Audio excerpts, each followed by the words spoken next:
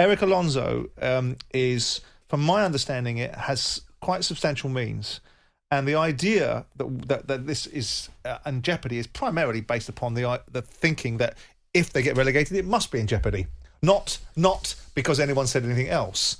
Now, he talks about things like funding the stadium and switching the debt from the club to himself, right?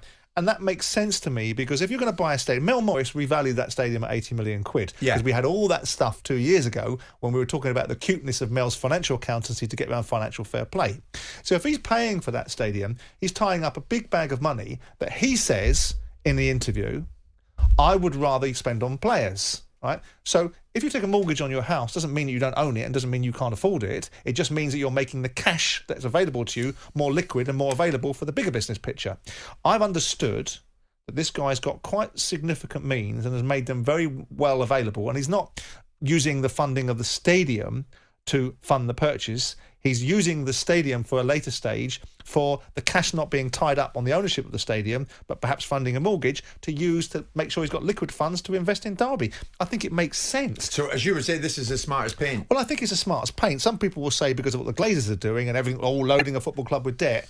Well, no, debt's only a problem if you can't afford it. Man United can afford the debt. Man United fans don't like the Glazers and the way they purchased it. This guy's coming in with big ambitions. I think he's a little bit loose and fast with some of the things he says. Well, that will be visited back on his toes, because football has a long memory, and they will remind him all the things he said about being in the Champions League and all this sort of stuff. But you know what? There's nothing wrong with ambition as long as you're prepared to support it and back it. So I really don't think, despite the journey that Derby have been on, that they have real worry. Their bigger worry needs to be, we need to overcome Sheffield Wednesday on the weekend. True.